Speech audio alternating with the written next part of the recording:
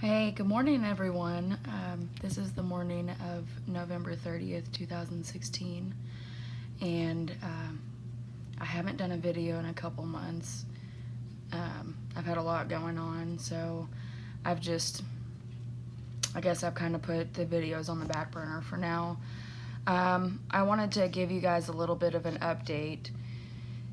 September 22nd, I had a radical hysterectomy. It was laparoscopic, and it was robotic assisted.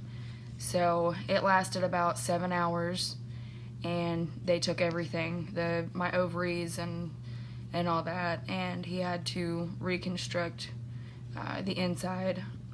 And so I'm finally healed from that. It's been about roughly 8 weeks.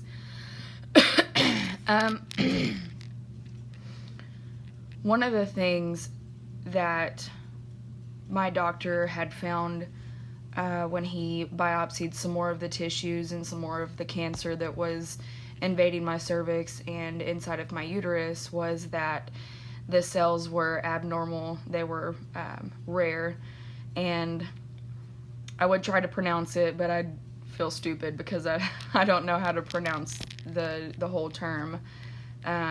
So anyways, it's rare and aggressive.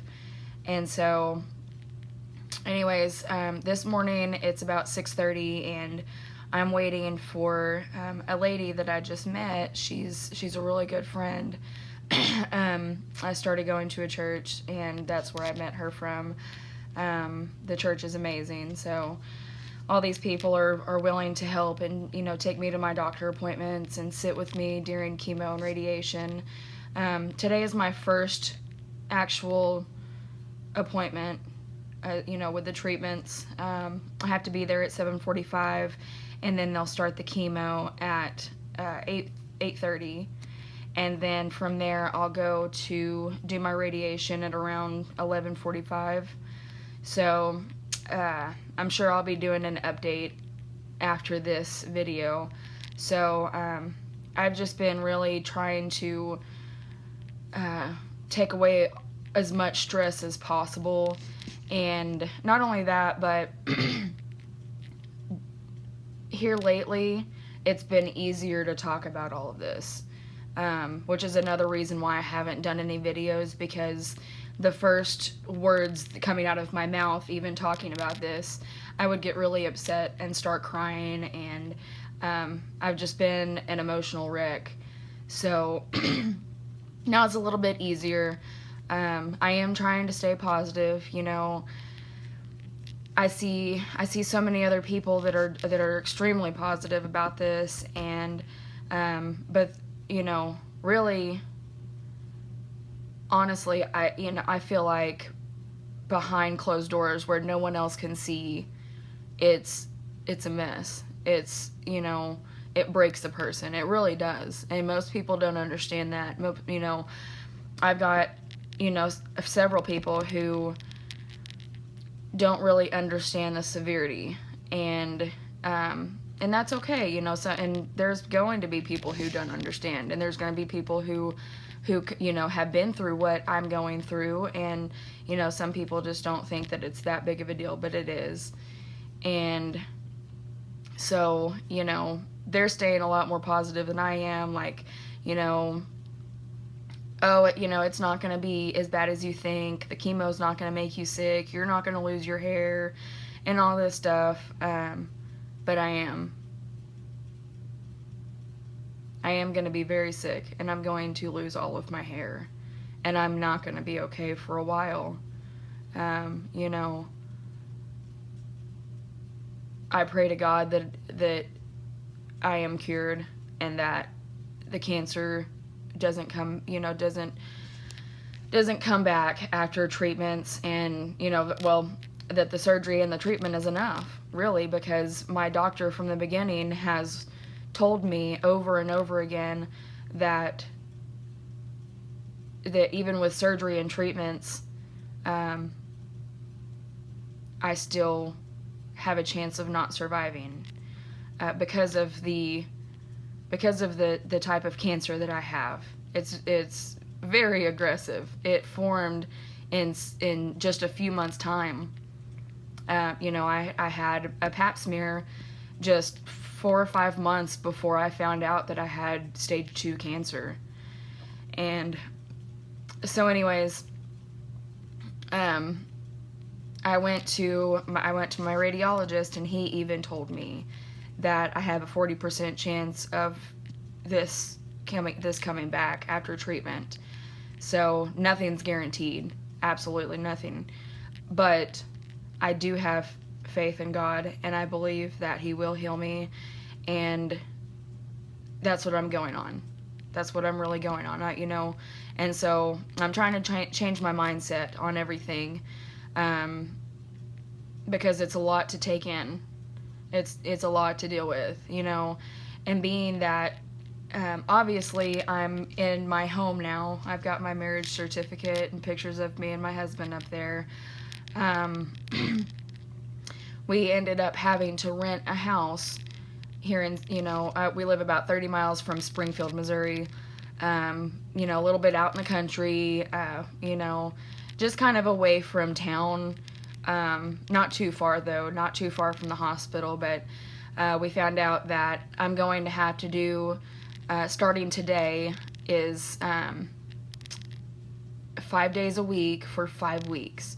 So this week obviously is only 3 days, but starting next week it's going to be Monday through Friday, for 5 weeks of radiation every single day, and then chemo every Wednesday along with radiation. And then I'll take a 5-week break, just to kind of let my body heal from all of the radiation, because I've heard some bad things about the radiation too. My doctor even said that I'll have some side effects from the radiation, so he's going to give me a little bit of resting time. And then and this chemo will make me sick, but this round of chemo won't make me lose my hair. It's a lower dose, and it acts as a desensitizer for the radiation, so it's not going to affect me as bad. But after my 5-week break, I will start another round of chemo. It's a different type, and it's a higher dose, and that's going to go for once every 3 weeks for 5 rounds. So a total of 15 weeks I will be doing more radiation. So I don't expect this to end until maybe, like the end part of May, beginning of April. And I say that because, there may be like Christmas, it's the holiday season, so there may be days that I can't go because they're closed, or something happens and it just kind of keeps setting it back a little bit further to my end date. So anyways, that chemo will make me very ill, and it will make me lose my hair. I have finally gotten to the point where I can actually talk about that. So sorry, I don't mean to start getting emotional. It's very scary. So anyways, I do have a lot of supporters. I have, my friends, and the little bit of family that I have. My husband, he's my biggest supporter. But he's out on the road. He's not going to be home until January, at least for a few days. So my aunt is supposed to be coming at the beginning of January, and other than that, I have my mother-in-law. She just recently left on Thanksgiving. She's been here since all of this has started. She came and she was with me for surgery to take care of me. But she has had back surgery herself, and she injured herself while she fell on the porch, and she injured herself. So unfortunately, she had to go back home. But when she left is when I met everybody from the church that I'm going to now. This past Sunday was my first Sunday there, and God says when He closes one door, He opens another. So to me, even though my mother-in-law isn't gone forever, she's not out of my life. She's physically not here to take care of me. So he closed that door to open another, to have another huge family come in and, you know, give me emotional support and physical support and anything that I need. You know, I've got so many people who have jumped at the opportunity to do anything that could help me, and I'm very blessed to have them, and I love them all. They're amazing. So, anyways, Melanie is one of the ladies that I just recently met. She's coming to take me to my first treatment and sit with me, and so that way I'm not alone. And you know, which was a lot of my heartache was, you know, the fact that I thought I was going to be alone. I really did. And so, but God isn't going to let that happen. And I know He's with me too, so I'm not worried. Anyways, I also, in October, it was just a couple weeks after surgery, I ended up, because after surgery, I had to wear a catheter. It's called a suprapubic catheter, and I had to wear that for a little over a week.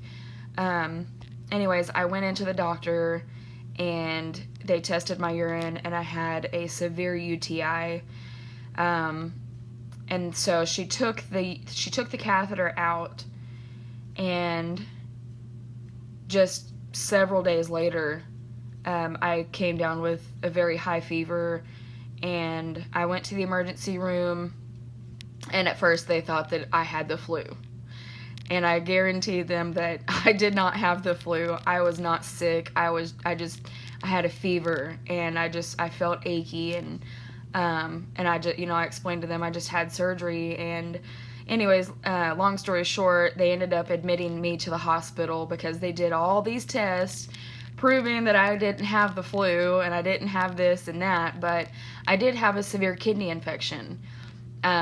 So per the emergency room, I was admitted, and so once I got into my room upstairs, they did even further tests. They tested my blood and everything, and it came back that it was sepsis.